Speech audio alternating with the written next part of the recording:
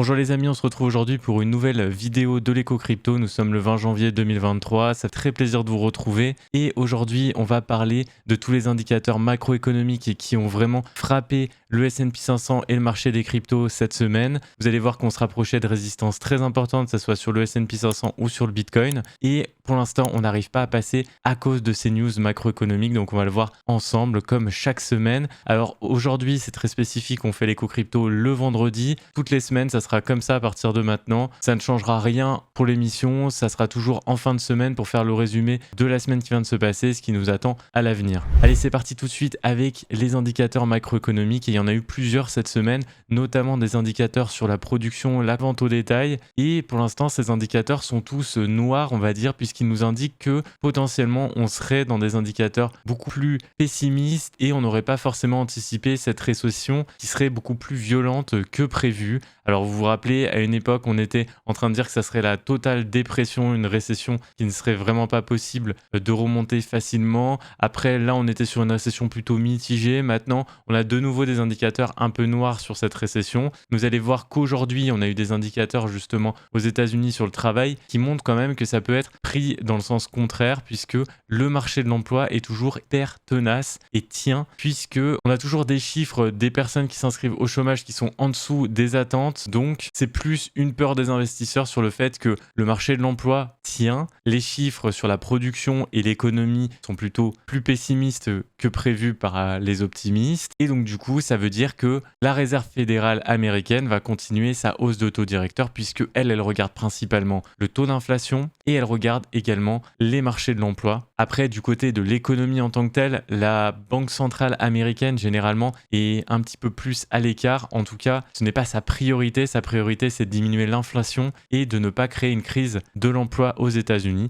C'est ce qui fait un peu peur aux investisseurs qui ont peur du coup que la Banque centrale américaine crée vraiment une sorte de récession économique. Alors on est toujours sur un côté enthousiaste quant au fait que la Banque centrale américaine pourrait ne pas augmenter de façon trop importante sa hausse de taux directeur pour la prochaine séance. Pour l'instant, ce sont que des spéculations, mais voilà un petit peu le schéma en termes de macroéconomie. Et puis du côté européen, il y a toujours cette crainte de hausse de taux directeur, étant donné que la Banque centrale européenne a annoncé qu'ils allaient être plus restrictifs sur la hausse de taux directeur. Et je rajoute aussi une chose aux États-Unis, il y a plusieurs présidents des antennes de la Réserve fédérale américaine qui ont cette semaine annoncé que les taux directeurs iraient au-delà de 5%, voire 5,20%. On en avait déjà parlé, je pensais déjà que ça allait être le cas, mais que ça serait le maximum. Et on en a parlé mercredi parce que l'info était sortie aux alentours de mardi cette semaine. Allez, maintenant on passe tout de suite à l'analyse chartiste et financière. Alors comme chaque semaine, on commence avec le S&P 500, le roi des rois, sur les marchés financiers. Vous voyez qu'on est toujours sous cette trendline baissière, on en a parlé mercredi. On est toujours dans une optique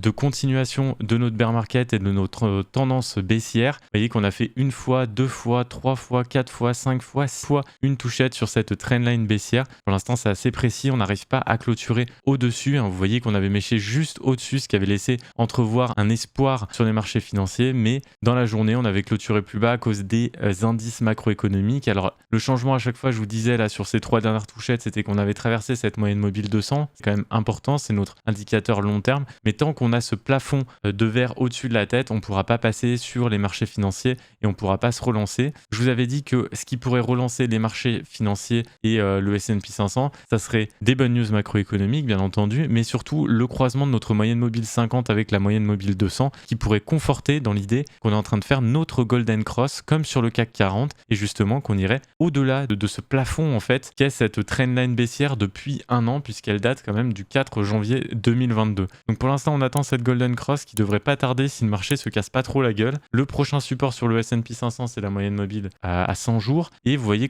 on a réintégré le nuage d'Ishimoku, donc pour l'instant on a quand même un petit peu de support. On a le bas du nuage qui est assez bas, qui est à 3796. Par contre on a perdu quand même une moyenne importante, on a perdu la Tenkan, donc c'est pas forcément hyper rassurant et on a perdu Kijun également hier, donc ce qui n'a pas forcément donné une indication et un indicateur haussier pour la journée d'aujourd'hui. Maintenant si on passe très rapidement au CAC 40, vous voyez que le CAC 40 est en train de faire un léger top, vous voyez que pour l'instant on est en train de buter un petit peu, après on avait fait des grosses hausses, on était dans un range, ici je vous en parle depuis des mois puisque le range a commencé à peu près en février 2022, janvier 2022, donc ça fait un an qu'on est dans ce range, on s'est relancé, qui a vraiment permis au CAC 40 de sortir de ce range, c'est dépassement de moyenne mobile 200, puis ensuite, pour donner la vraie impulsion, Golden Cross, croisement de la moyenne 50 avec la moyenne 200, qui a validé la hausse avec une sorte de double creux ici. Et du coup, on est sur une sorte d'impulsion héliotiste. Là, pour l'instant, on pourrait caler un premier temps, un deuxième temps, et là, on serait en train de faire un troisième temps, du coup, qui serait plus long.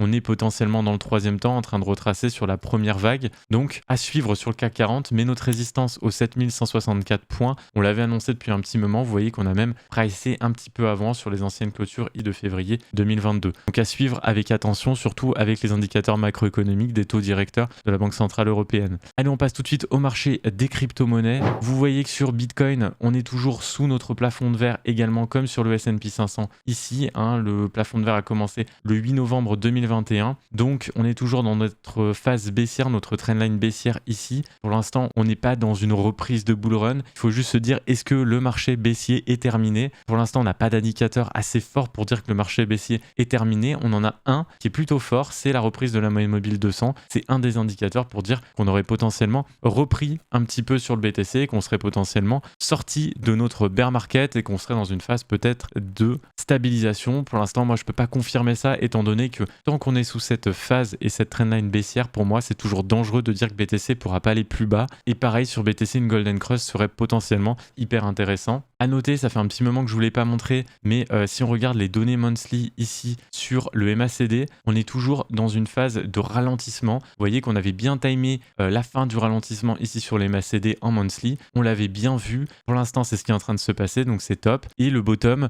ce qui aura marqué en tout cas pour l'instant le bottom de BTC, si c'est le vrai bottom qu'on a eu, c'est la capitalisation boursière des crypto-monnaies et également le BTC ATH Drawdown que je vous avais présenté sur les dernières émissions. N'hésitez pas à le dire en commentaire si vous vous rappelez plus de ce que c'est ou si justement vous vous rappelez de ce que c'est et que pour vous ça a été un bon indicateur. Allez, maintenant on passe tout de suite à ETH et ETH qui est toujours dans sa zone de rechargement, qui a fait une belle impulsion comme BTC. Alors une impulsion en un petit peu moins de temps, mais voilà, une belle impulsion sur ETH pour l'instant qui stoppe exactement à la même résistance finalement que sur BTC. Vous voyez que si je trace la ligne horizontale ici, on est bien sur nos anciens tops de novembre 2022. Pour l'instant, on n'arrive pas à les passer. C'est, j'ai envie de vous dire, normal étant donné le contexte économique. Il va falloir être un petit peu patient sur ETH. Alors, ce qui est positif sur ETH, c'est que vous voyez, on avait une sorte de trendline comme ça, baissière en violet, avec notre sorte de triangle de compression. On avait dit que ça pouvait être un des scénarios et que pour l'instant, on est en train de le casser. Est-ce qu'un pullback sur le triangle de compression pourrait nous faire repartir justement la hausse et valider les objectifs sur ce triangle de compression? Ça pourrait être largement faisable. Les objectifs assez hauts sur ce triangle de compression, donc on va voir. Pour l'instant, pas